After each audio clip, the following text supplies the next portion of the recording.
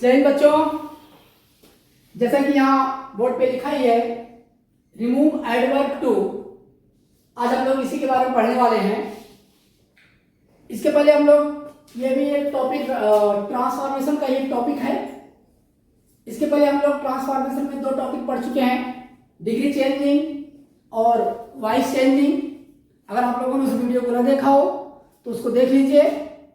तो ट्रांसफॉर्मेशन के अंतर्गत एक अलग टॉपिक हमने लिया है, रिमूव एडवर्ब टू। ये एडवर्ब क्या होता है, थोड़ा सा इसके बारे में हम लोग बेसिक समझ लेते हैं कि एडवर्ब क्या होता है बच्चों।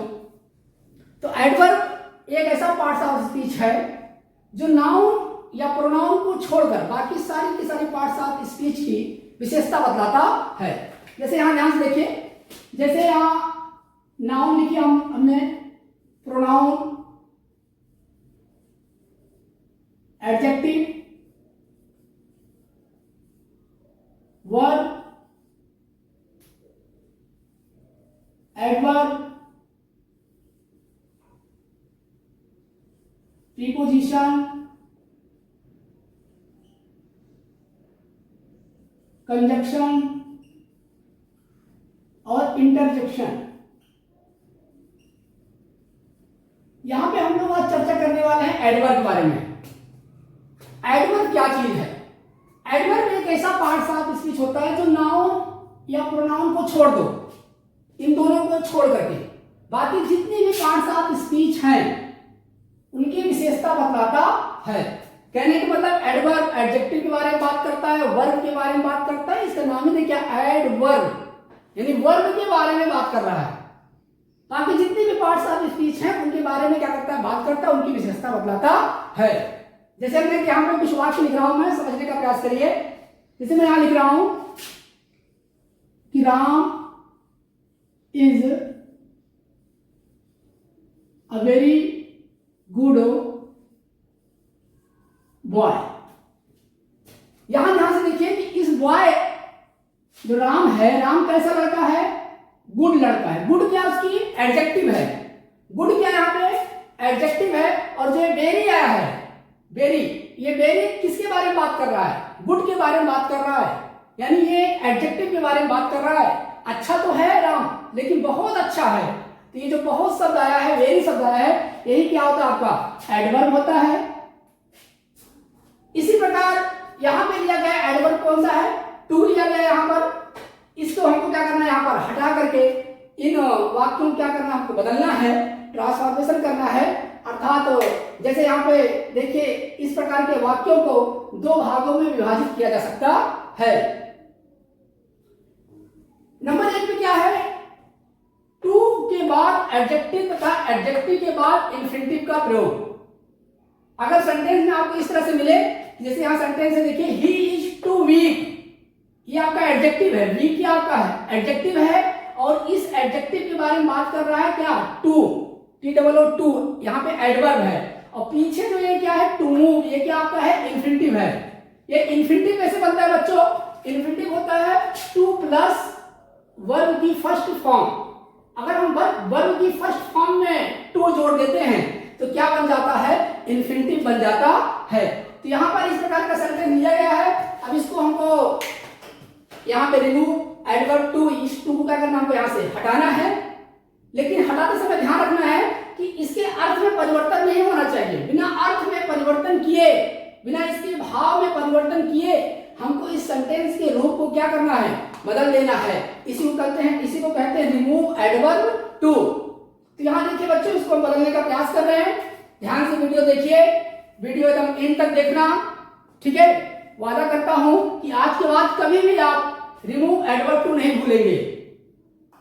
वीडियो एंड तक देखना। अगर आप लोग चैनल पे नए आए हो तो चैनल को सब्सक्राइब कर लीजिए और अपने दोस्तों में ज्यादा से ज्यादा क्या करिए, इसको शेयर करिए, ताकि जो भी लेटेस्ट वीडियो आने वाली है वो सबको आसानी से प्राप्त हो सके। तो चलो बच्चों, इसको हम लोग चेंज करने का क्या करते हैं, प्रयास करते हैं। देखिए आपसे हम एग्जाम्पल के माध्यम से आपको समझाने का प्रयास करेंगे। आशा करता हूं कि एग्जाम्पल के माध्यम से आपको समझ में अच्छी तरह आ जाएगा। बाकी जिसके नियम हैं, नियम हम बताते रहेंगे। आप लोग पेन और कॉपी ले लीजिए और बाकायदा तुरंत उसी वक्त क्या करना, उस नियम को क्या करना, आप लोग लिख लेना। जैसे यहाँ आपके सामने पहला सेंटेंस क्या है, he is too weak to देखिए, he is to be to move. सबसे पहले क्या करना पड़ेगा हमको कि जो TOO है, इस टू को क्या करना है हमको सो में बदलना है। इसके आगे जो भी यहाँ पे आपका लिखा गया है सब्जेक्ट ही, उसको उतार लेना है। तो क्या बन जाएगा बच्चों, ही इज, इस टू के स्थान में क्या कर देना है, सो कर देना है। ध्यान समझना वाली बात को, पेन कॉपी लेके बैठिए और इसको तुरंत नोट डाउन कर लेना। ही इज सो, उसके बाद जो भी एडजेक्टिव है उस एडजेक्टिव को तुरंत उसके बाद लिख देना है। He is so weak.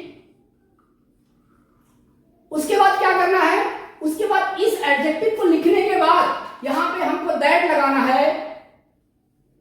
That लगाने के बाद क्या करना है, जो संबंधित आपका सब्जेक्ट है, जैसे आपका सब्जेक्ट यहाँ पे ही है, इसी के अकॉर्डिंग, इसी के अकॉर्डिंग, सब्जेक्ट के अकॉर्डिंग, जैसे मान लीजिए यहाँ पे कोई नाउन है या प्रोनाउन है, तो उसी नाउन या प्रोनाउन के अकॉर्डिंग हमको यहाँ पे अपना क्या करना है, लिखना है।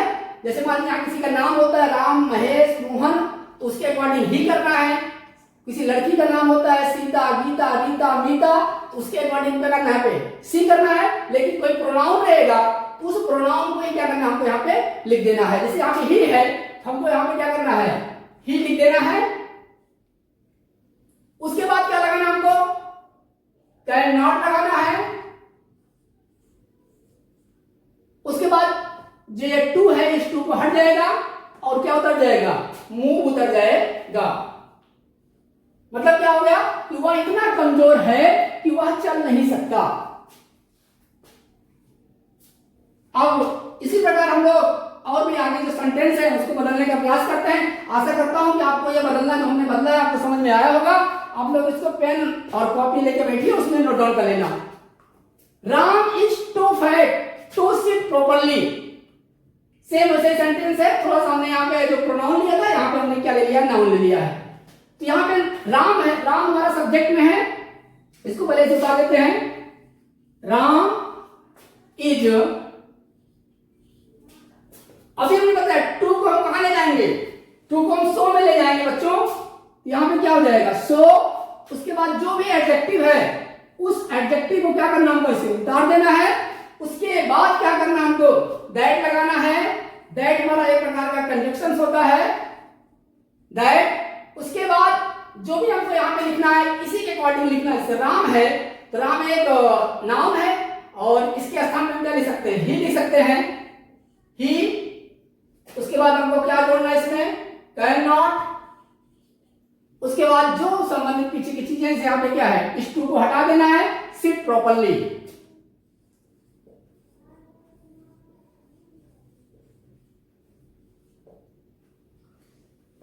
इसी आगे बच्चों, इसी क्रम में हम लोग आगे बढ़ते हुए एक सेंटेंस हमने और लिया है, Sita was too poor to pay her फी। सीता इतनी गरीब है कि वह अपनी फीस नहीं चुका सकती। ठीक है, तो इसी सेंटेंस को हमको दूसरे रूप में लिखना है। यहां पे बच्चों ध्यान देने की बात यह है कि यहाँ पे वाज आया है, वाज ये प्रेजेंट में था, ये किस में है, पास्ट में है। इसमें कुछ नहीं करना बेटा, इसमें ज्यादा घबराने की बात नहीं है। सिर्फ हमको इतना ध्यान रखना है, ये प्रेजेंट में था तो यहाँ पे हमने कैन का यूज किया। अब ये पास्ट में हो रहा है तो कैन का पास्ट क्या होता है, कुड। तो यहाँ पे खाली हमको क्या कर देना है, कुड कर देना है। तो देखिए कैसे बनता है, सीता वाज, इस टू को हटाएंगे, क्या लगाएंगे, सो। उसके बाद एडजेक्टिव लिखेंगे, सो पुअर। उसके बाद दैट लगाएंगे, संबंधित जो यहाँ पे आपका सब्जेक्ट है उसके अकॉर्डिंग यहाँ लिखेंगे। सीता एक लड़की है तो क्या बन जाएगा, सी बन जाएगा। उसके बाद जो हम कैन नॉट लगाते थे ना, अब बच्चों कैन नॉट नहीं लगाएंगे क्योंकि अब ये सेंटेंस हमारा किसमें हो गया है, पास्ट में हो गया है। ध्यान से बात को समझना। तो कैन का पास्ट क्या होता है, कुड होता है बच्चों, कुड नॉट। उसके बाद क्या लिखा है, to pay her fee, to को हटा देंगे, पे हर फी।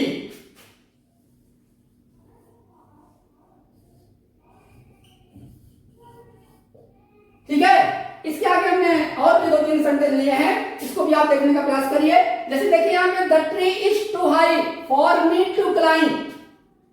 यहां पे क्या बता रहा है कि यदि आपका जो सब्जेक्ट है वो निर्जीव है,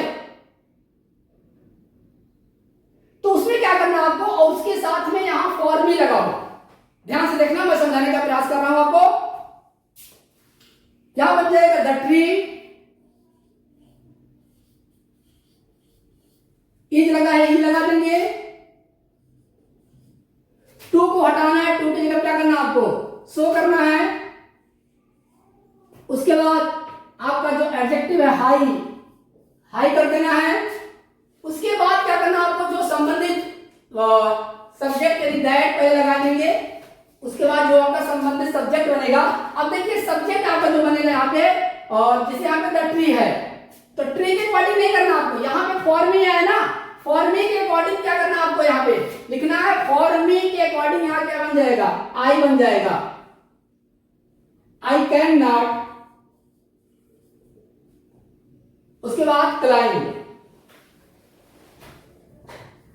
यहां पे बच्चों मैं एक बात आपको समझाना चाह रहा हूं कि ध्यान से हमारी बात समझना। जैसे यहां फॉर मी है, फॉर मी था तो हमने यहां पे आई कर दिया। सपोज करिए कि यहां पे फॉर अस हो जाए, फॉर अस। अगर यहां पे फॉर अस रहेगा तो उसकी जगह पे हमको बी करना है। अगर सपोज करिए कि यहां पे फॉर हिम हो जाए तो उसकी जगह क्या करना हमको, ही करना है। सपोज करिए कि फॉर हर हो जाए तो क्या करना हमको, सी करना है। कहने का मतलब अगर यहाँ पे जो भी आपका ये ऑब्जेक्टिव केस रहेगा, जैसे ऑब्जेक्टिव केस अस है तो सब्जेक्टिव में वी बन गया, हिम है तो ही बन गया, हर है तो सी बन गया। अगर मान लीजिए सपोज करिए यहाँ देम होता, फॉर देम, तो क्या बन जाता बच्चों, दे बन जाता। कहने का मतलब जिस ऑब्जेक्टिव में यहाँ पे है उसी का सब्जेक्टिव हमको यहाँ पे क्या करना है, बना देना है। इसके आगे देखिए एक सेंटेंस और हमने लिया है, the house is too costly to be purchase. ये सेंटेंस आपका पैसिव वॉइस में है, टू बी परचेज। अगर पैसिव वॉइस में रहेगा तो पैसिव वॉइस में बना देना आपको, मतलब यहां वर्ब की थर्ड फॉर्म है तो थर्ड फॉर्म में ही कन्वर्ट कर देना हमको, उसको थर्ड फॉर्म ही रहने देना है। तो इसको बनाने का प्रयास करते हैं। देखिए ध्यान से,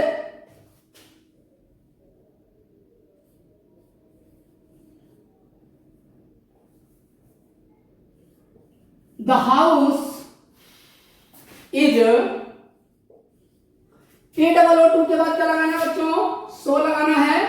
उसके बाद जो भी इसमें एडजेक्टिव है उसको लिख देना है, कॉस्टली है। उसके बाद दैट लगा देना है। उसके बाद ध्यान से देखिए कि यहाँ आपका जो दैट के बाद हम जो यहाँ के सब्जेक्ट के अकॉर्डिंग लिखते हैं, यहाँ द हाउस है। द हाउस एक निर्जीव चीज है, तो निर्जीव चीज को हम किससे इंगित करेंगे, इट से, दैट इट। उसके बाद इज है, प्रेजेंट में है तो क्या हो जाएगा, कैन नॉट। उसके बाद बी लिखा है, बी लिख देंगे ऐसे, परचेज।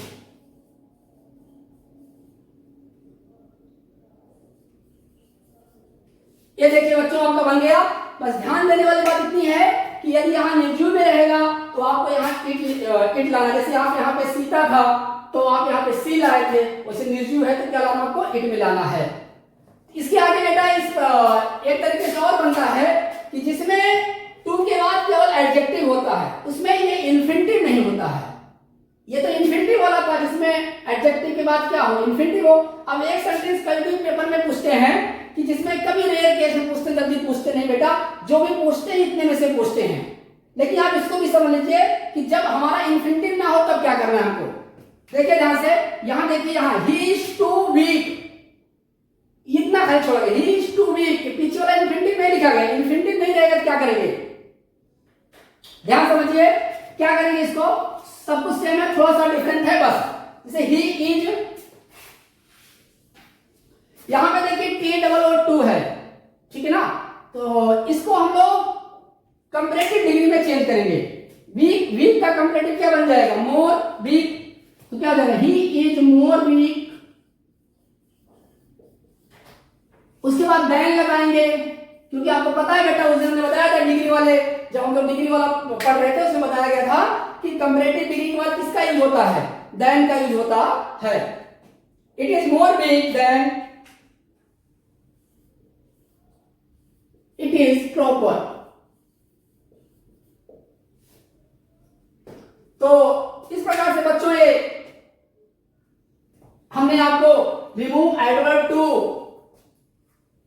को हटाने का तरीका बताया है।